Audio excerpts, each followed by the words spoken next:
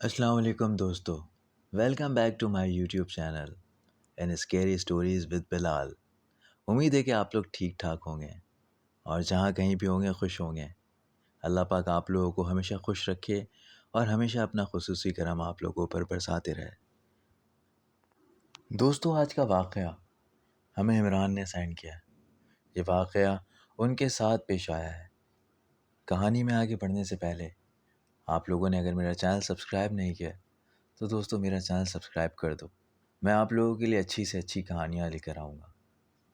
تو دوستو، بات کچھ مہینے پہلے کی ہے، شاید دسمبر کے آخری دن تھے اور لاہور کی سردیاں اپنے عروج پر تھیں۔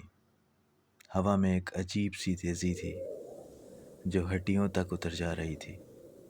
میں یعنی عمران، میری عمر اس وقت تقریباً 30 سال تھی۔ میں ایک فری لانس کانٹینٹ رائٹر ہوں۔ میرا کام موسٹلی انٹرنیشنل کلائنٹس کے ساتھ ہوتا تھا، جن کی ڈیڈ لائنز اکثر پاکستان کے ٹائم زون سے میچ نہیں کرتی تھی۔ اسی وجہ سے میرا کام اکثر دیر رات تک چلتا رہتا تھا، کبھی کبھی تو صبح کے 4 یا 5 بھی بج جاتے تھے۔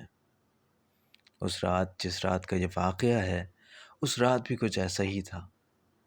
ایک بہت امپورٹنٹ پروجیکٹ تھا جس کے لیے میں 2 دن سے لگا ہوا تھا۔ کلائنٹ کو صبح تک فائنل ڈرافٹ چاہیے تھا اور میں اس میں پوری طرح ڈوبا ہوا تھا۔ مجھے آج بھی یاد ہے، اس وقت رات کے تقریباً 3 بج رہے تھے اور میرا کام ابھی بھی ادھورا تھا۔ آفس سے نکلنے میں اسی وجہ سے مجھے دیر ہو گئی تھی۔ میرا آفس مال روڈ کے قریب تھا اور میرا گھر ڈی ایچ اے میں تھا۔ میری اپنی بائک تھی پر وہ پچھلے ہفتے خراب ہو گئی تھی، لیکن وہ کیا ہے نا کہ کام کا لوڈ چونکہ مجھ پہ بہت زیادہ تھا، اس لیے بائک بنوانے کا وقت ہی نہیں مل رہا تھا۔ خیر، اب آدھی رات کو گھر جانے کے لیے مجھے ٹیکسی یا پھر کسی اور کیب کو بلانا تھا، لیکن کیبس کا ملنا اس وقت کافی مشکل تھا، اور اگر مل بھی جائیں تو ان کا کرایہ آدھی رات کو آسمان چھوتا ہے۔ میں نے سوچا پاس کے بس اسٹاپ تک پیدل چلا جاتا ہوں، وہاں سے شاید کوئی رکشہ مل جائے یا کوئی اور پبلک ٹرانسپورٹ۔ میں ویسے بھی بہت تھکا ہوا تھا، آنکھوں میں نیند بھری تھی اور دماغ میں صرف گھر پہنچنے کی خواہش تھی۔ میں مال روڈ سے اتر کر لارنس روڈ کی طرف پیدل چلنے لگا۔ اس وقت رات کے پہر سڑکیں بالکل سنسان تھیں، صرف کبھی کبھی کوئی سیکیورٹی گارڈ اپنی ڈیوٹی پر نظر آتا۔ سرد ہوائیں میرے چہرے سے ٹکرا رہی تھی اور ٹھنڈ سے میرے دانت بج رہے تھے۔ میں نے اپنے جیکٹ کا کالر اوپر کیا اور زپ لگا لیا، پر اس ٹھنڈ سے بچنا بہت مشکل تھا۔ میں چلتا جا رہا تھا اس خالی سناٹے روڈ پہ، اپنے فون کی فلیش لائٹ جلائے ہوئے۔ ہر طرف خاموشی تھی، صرف میرے قدموں کی آہٹ اور سرد ہوا میں پتوں کے سرکنے کی آواز سنائی دے رہی تھی۔ ہر طرف ایک عجیب سی ویرانیت چھائی ہوئی تھی۔ اس دوران میں نے کئی بار اپنے موبائل کے ایپ میں کیبس تلاش کی، پر کوئی گاڑی اویلیبل نہیں تھی۔ ٹیکسی یا رکشہ کا تو نام و نشان بھی نہیں تھا۔ میں نے سوچا آج تو پیدل ہی گھر جانا پڑے گا۔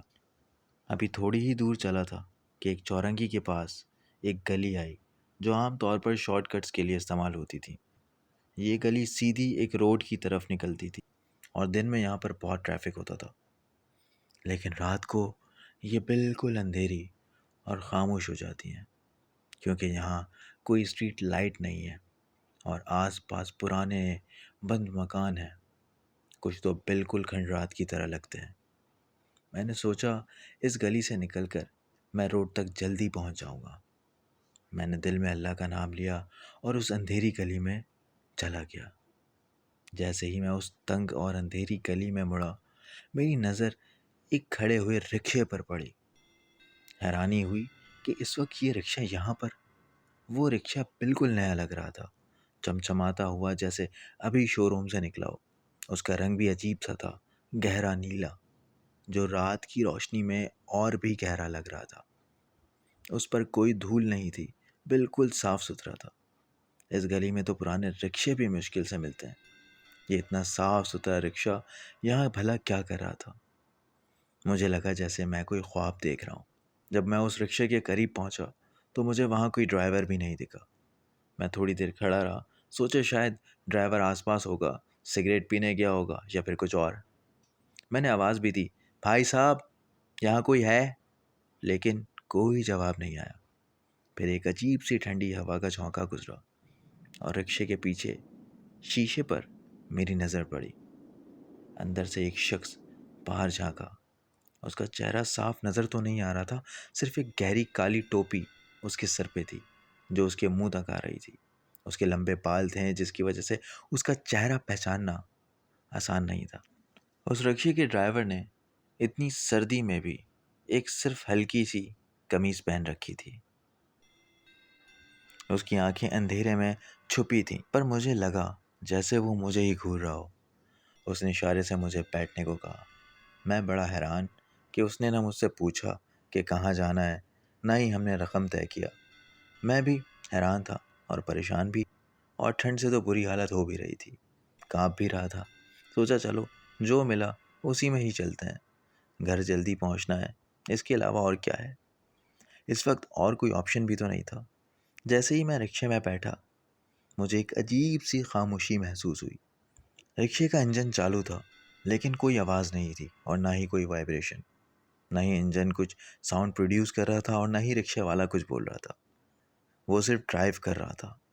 میں نے اپنے ڈیسٹینیشن کا اسے نام بتایا کہ بھائی مجھے DH جانا ہے، مگر اس نے کوئی جواب نہیں دیا، بس سر ہلا دیا۔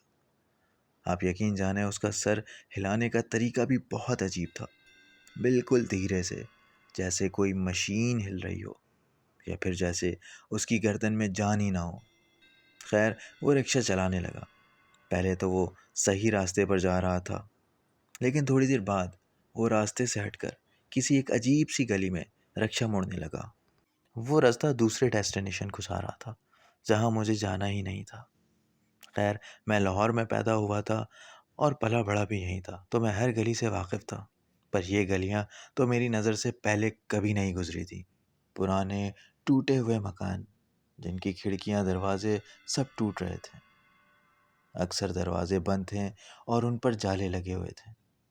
ہر طرف ایک عجیب سی خاموشی تھی، جیسے یہ علاقہ آبادی سے کوسوں دور ہو یا پھر یہاں کوئی رہتا ہی نہ ہو۔ مجھے ڈر لگنے لگا۔ میں نے رکشے والے کو آواز دی، بھائی صاحب یہ کون سا راستہ ہے؟ آپ مجھے کہاں لے جا رہے ہو؟ میری منزل تو ادھر ہے ہی نہیں، آپ غلط راستے پر جا رہے ہیں۔ لیکن اس نے کوئی جواب نہیں دیا، وہ بس آگے دیکھتا رہا۔ اس کی گردن بالکل سیدھی تھی۔ اس وقت مجھے رکشے کے اندر ایک عجیب سی بدبو محسوس ہوئی، جیسے پرانے بند کمرے کی بدبو ہو جہاں ہوا نہ آتی ہو، یا پھر کسی مردہ چیز کی سڑی ہوئی مہک جو ابھی ابھی زمین سے نکلی ہو۔ یہ ساری چیزوں کو دیکھ کر اور فیل کر کے میرے رونگٹے کھڑے ہو گئے تھے۔ میں نے دوبارہ آواز دی، روک دو رکشہ بھائی، میں اترنا چاہتا ہوں، میں آپ کو کرایہ 2 دگنا دوں گا، بس رکشے کو روک دو۔ اس بار اس نے دھیمے سے سر گھما کر میری طرف دیکھا۔ اس کی ٹوپی اور اس کے لمبے بال بالکل اس کے چہرے پہ تھے۔ میں تو یہ سوچ رہا تھا کہ آخر اس کو نظر کیسے آ رہا ہے، وہ بھی اس اندھیری رات میں۔ اس کی آنکھیں صاف تو نہیں دکھ رہی تھیں، لیکن اس میں ایک چمک تھی، بالکل سرخ اور بے جان چمک، جیسے کسی جانور کی آنکھیں ہوں جو اندھیرے میں چمکتی ہیں، یا جیسے کوئی انگارہ جل رہا ہو۔ مجھے لگا جیسے میں کسی انسان کو نہیں بلکہ کسی اور چیز کو دیکھ رہا ہوں، جس میں کوئی روح نہیں ہو، بس صرف ایک شیطانی طاقت ہو۔ میری سانسیں تھم سی گئی تھیں۔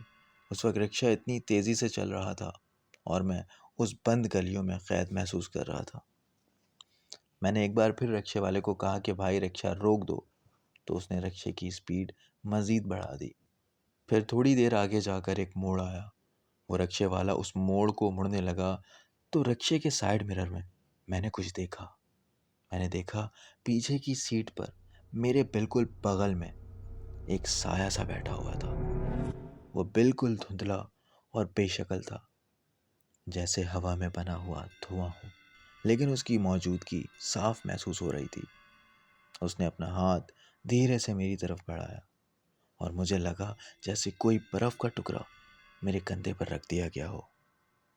وہ ٹھنڈک میری ہڈیوں تک اتر گئی تھی، اور پھر اس رکشے کے اندر ٹھنڈک سی بڑھ گئی، جیسے ہم کسی فریزر میں آ گئے ہوں۔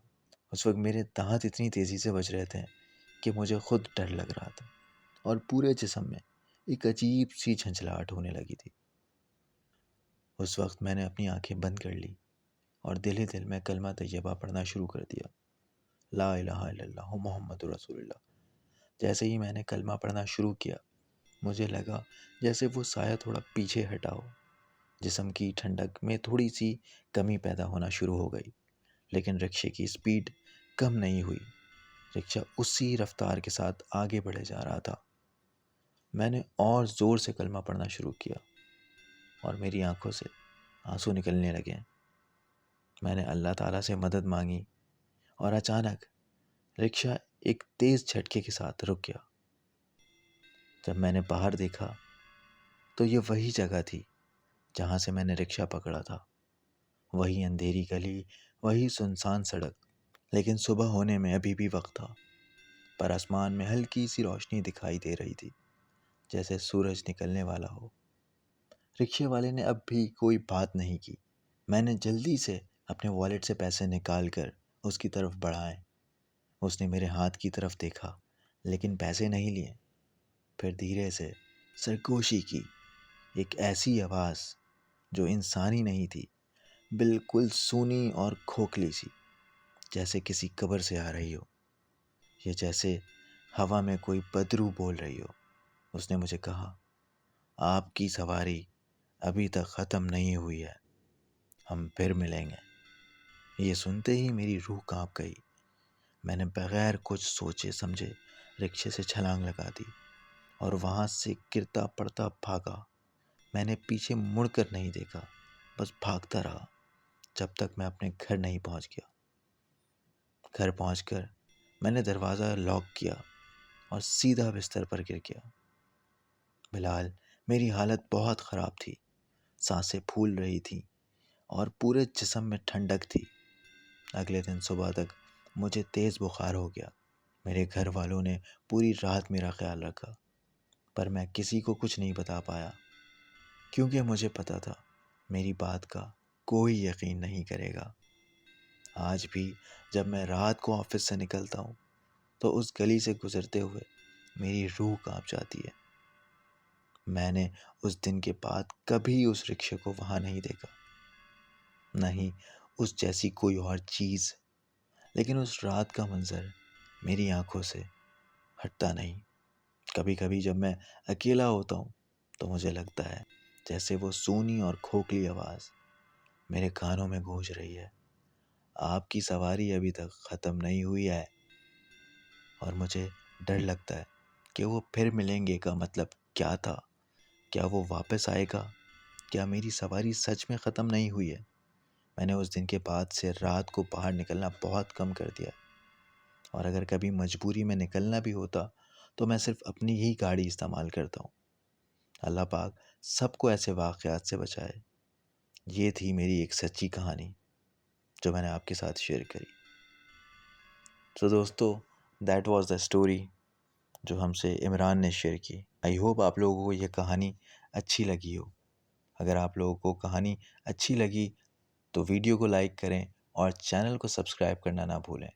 میں آپ لوگوں کے لیے مزید ایسی ویڈیوز لے کر آؤں گا، اور اگر آپ کے ساتھ بھی کوئی ایسی کہانی پیش آئی ہے تو آپ مجھ سے واٹس ایپ نمبر پر شیئر کر سکتے ہیں۔ آپ مجھے ای میل بھی کر سکتے ہیں۔